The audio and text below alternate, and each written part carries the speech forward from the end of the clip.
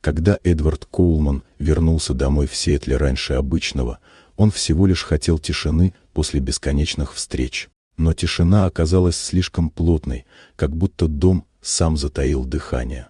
Пройдя через просторную гостиную, он увидел то, что навсегда раскололо его жизнь. Его мать, Ханна Коулман, сидела на полу со связанными руками, а его жена, Кэрол Энн, наблюдала за ней с бокалом вина, спокойным и ледяным.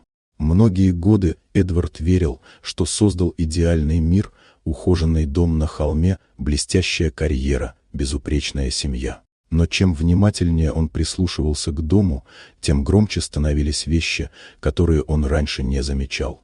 Ханна, переехавшая к нему из Портленда, все чаще замыкалась в себе, становилась тише, словно старалась исчезнуть в собственном доме. Теперь он понимал почему. В следующие дни он наблюдал, как Кэролайн относилась к его матери, будто к помехе. Она запрещала ей готовить пахнущие блюда, заставляла есть отдельно, придиралась к каждому движению. Ханна, привыкшая к спокойной, почти монашеской жизни, отвечала только мягкой улыбкой и складывала маленькие бумажные фигурки журавликов, ее старую привычку, которая помогала переживать трудные времена. Когда Эдвард нашел в камере наблюдения запись, на которой его жена кричит на Ханну, а та тихо извиняется, он понял, молчание матери было не слабостью, а щитом. Она скрывала боль, чтобы не разрушать его мир. На следующее утро он сказал Кэролайн, что больше не позволит ей управлять домом через страх и унижение. Она попыталась защитить свою идеальную жизнь, предупредила, что дом останется ей, если он выберет мать. Эдвард только кивнул, пусть остается. Дом был всего лишь стенами.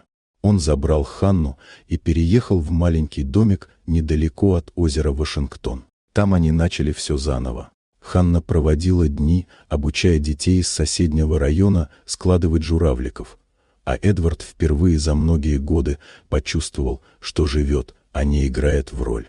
100-й журавлик, который они сложили вместе, стал символом их новой жизни. Ханна сказала, что каждый журавлик хранит желание, и что ее желание уже исполнилось — вернуть сына, который наконец увидел то, что долго скрывалось в тишине. Когда однажды на ветру взлетели бумажные фигурки, Эдвард понял, все, что держало его раньше, было иллюзией, а настоящее — это простая благодарность за тех, кто любит без условий. И в этом маленьком доме у воды он впервые ощутил то, чего не давала роскошная жизнь — спокойствие, честность и дом, который дышит теплом, а не мраморной пустотой. Вот такая удивительная история. Дорогие друзья, напишите в комментариях, откуда вы смотрите это видео. А если вам понравилось видео, поставьте лайк, а также подписывайтесь на канал, впереди еще много интересного.